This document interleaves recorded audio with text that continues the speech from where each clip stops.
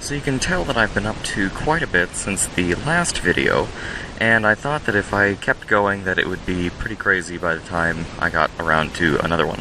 And I want to get used to a new camera, a new setup, try to get this figured out. So you can tell that I'm just starting on this path here. We've got most of the dirt raised over on that side of the yard. We're going to be, there's a drain pipe that goes all the way to the front door. I'll show you that in a second. The exit point is right here where you see that gravel. The other drain goes straight to the road. That's where you see that dirt patch that goes off to the side there. And they both come off of this chain here, which is about half of the front of the house of the water. So I used a pit of gravel to hold back the dirt and all that, and then the drain pipes are right below that gravel where you can see there. I used a level, which you can see hanging on the tree there, to make sure that it was going downhill the entire time from here to each spot that it drains to. And then, yeah, the same thing has been done with this path here. It all goes downhill from the door to the road, using the level again, and then off to the sides here that's covered with bark, there's 2 more gravel pits to guide the water down the sides, so if I didn't level it well enough, hopefully instead of having any puddles, that falls into the gravel pit thing. And you can see an example of that over here off to the side where we started. This is a 6 or 7 inch deep gravel pit thing. It's just meant to, if this doesn't get level enough and it tries to have a puddle, the puddle should get deep enough that it falls into the gravel and it leaks most of it into there until we have flooding, in which case that'll happen at the driveway or something. Luckily we have rain coming up finally and soon, so when that happens we should have some good testing of the drains. There's another drain here, similar idea. I covered it with bark so I would know not to screw with it. And that's basically what's going on there. I had to move these pink lemonade blueberries because they got fried. You can tell by that guy he hasn't quite recovered from the shock of the sun. They were out closer to the front. You can tell by him though that moving them towards the back has seemed to work. And anyway, then this dips down. This is new. And kind of the same idea. We're raising most of the yard. This side path here has been left as a way to continue getting yard work stuff into the back or still out front, right? So since this isn't raised and there's nothing in the way and there's nothing going to be planted here, basically it leaves ample room to go do whatever I need to do with the wheelbarrow while still looking fairly nice. The bougainvillea was not doing too well in the back. I think he was still in the back last time on the last video. And he's going to go up and around the edge of the house here, and I'm hoping that will be pretty successful. But anyway, he's much happier out here. He's at least doubled in size. He's ready to start latching onto things and become a nice little vine. Otherwise, this is all going fine. The peppers are doing pretty good. Tip for peppers is you use Epsom salt, a tablespoon or so every couple of weeks, maybe a couple tablespoons, you know, feel free to Google it. These vines here, I'm going to be planting, kind of where you see these tomatoes. I'll get to why there's tomatoes there in a second.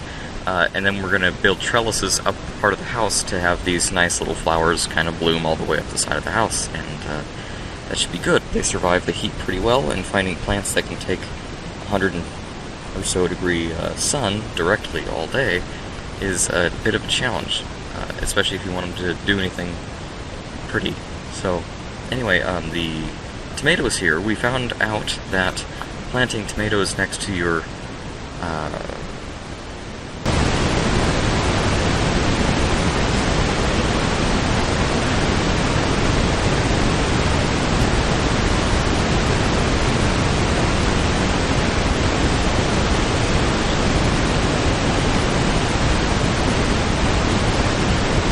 planting tomatoes next to your marigolds is a pretty effective bug deterrent in terms of the ones who want to actually eat your plants. We planted a bunch of marigolds and they were getting eaten, which surprised us, but not the ones that were near tomatoes. So we decided that we would take the extra tomatoes that we had, kind of grown from rotten fruit last year, and just kind of plant them near other spots to see if they deter bugs there. So that's been moderately successful. Hostas and stuff are happy, salvias are happy.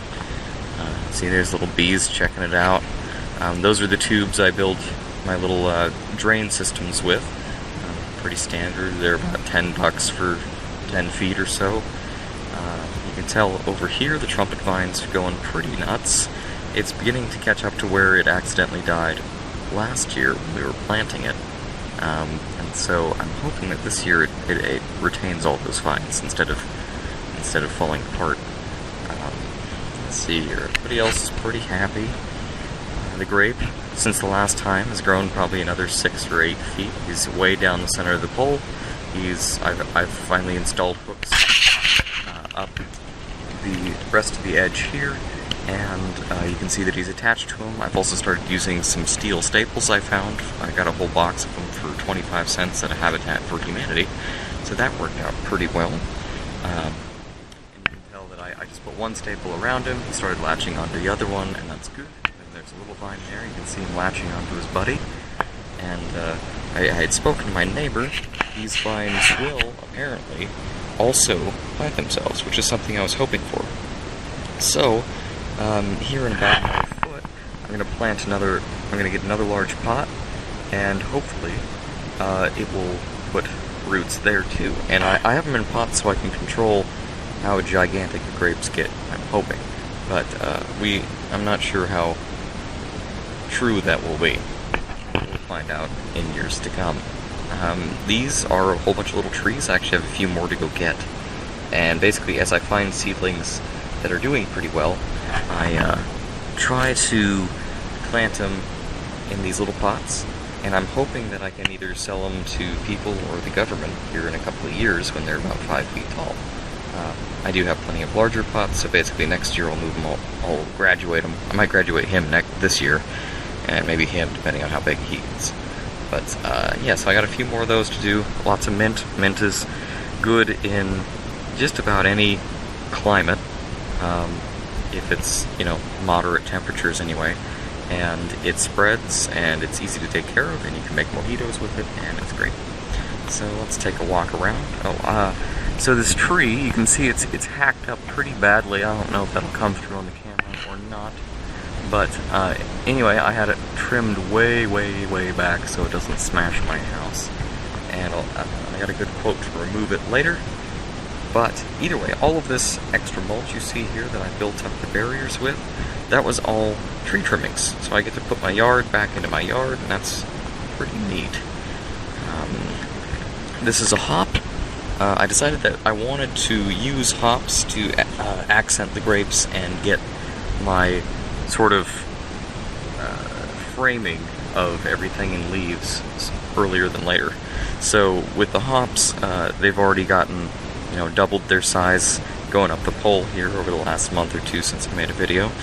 And the grapes, instead of having them loop all the way around, since that'll take a few years, I'm going to start directing them with a wire that goes to the wall. Now you might wonder why I'm not going to do that instead of attaching it straight to the ceiling there. Well, the problem with that is I am short, and so I will be too lazy to continue to maintain the grape and keep it from latching on and tearing apart everything unless it's in arm's reach, like this guy. So the plan is to put a wire across that about 2 feet or 3 feet down from there and just attaching straight to here. And then I'll start looping vines over, and that should get me a nice framing that I wasn't expecting to do originally. And let's see here. So that's Frogtanimo Bay. We'll get there in a second.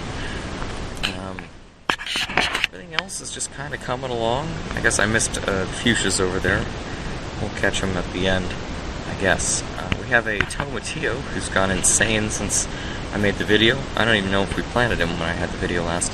But the tomatillo here is going crazy until we're going to get probably 100 fucking fruits off of him.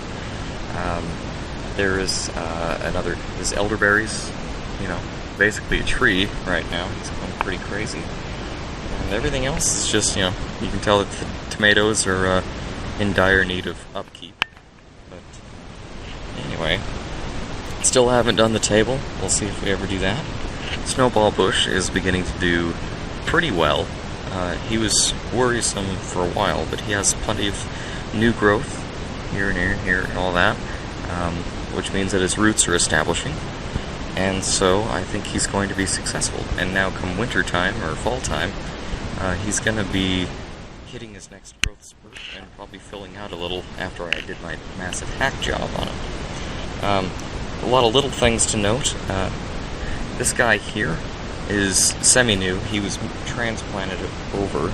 So we have a bunch of these little hostas that I've positioned in mostly shady areas. So there's another one there, and there's another one there. And, yeah. So now I'll show you Frog Tunnel Bay. We'll see if there's any frogs going on here. It looks like there are not any frogs, but I have northern, or I guess they're still called northern leopard frogs, but they're native to all of North America and all of Canada, so they should be able to survive both the winter and the summer, because if they can survive Canada's winter and California's summer, they can survive here. I'll say that. So, anyway, I'm growing them, so to speak. I know that there's at least 4 in there as of last night, and they've been around for a couple of months, and so I'm going to keep trying to maintain them. I'm going to keep the fence up to keep cats out and that kind of thing, and it seems to be working. Anyway, I'm hoping that next year they breed, and that we have a whole slew of frogs in the area, because I'm guessing they've all been hunted out or something. And so, anyway, before I close the video, I'll show you that I got a few of these fuchsias going. These are perennial fuchsias, and so you can get fuchsias in both annual and perennial. I'm not sure why that is. I don't see why anybody would want an annual fuchsia. But anyway, this can eventually get fairly large. If you visit the coast of Oregon, you'll sometimes see a 6x6 bush or so. So if you get lucky and it's rainy enough and you water it enough, it should get pretty large. But you can tell here, it's got new growth all over the place. That's that bright green there if you're unfamiliar with gardening. And I'll show you the other one before we close out, and I'll also talk about this guy. Apparently he's a pretty lethal drug that some unfortunate types try to get high off of. Good luck with that. I hear that it's not only unenjoyable, but that it has a good chance of giving you a heart attack, so I don't recommend it, but you can probably look it up if you're really crazy. You can buy my seed pods and say, I killed myself with this plant. Anyway, this is the second of 3 fuchsia. You saw the third one out front who's not doing as well, but that's because he's in a much hotter spot. But anyway, you can tell with this guy, he's also got plenty of new growth all over him. And unfortunately, I probably have to move him before the end of the summer, because he'll start competing with this hydrangea. I should have planted him about a foot over, so I will probably have to do that, and I will probably harm him in the process, and that will be sad. But it is what it is. And then you can see I got other little trees going there that I need to uproot and put into pots, or just uproot if I have too many of them. But I do think that I'll be able to sell them to the government for reforesting or that kind of thing, or I'll be able to sell them to a local gardener or something. But we will find out in a couple of years. It won't cost me too much to have trees growing for free that, just dropped all over my lawn.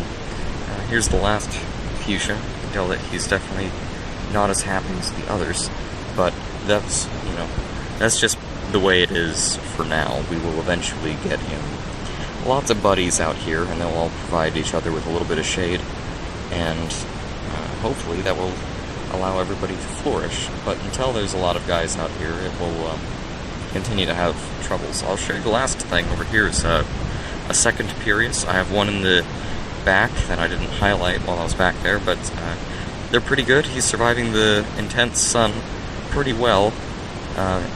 Needs a good watering today, but otherwise,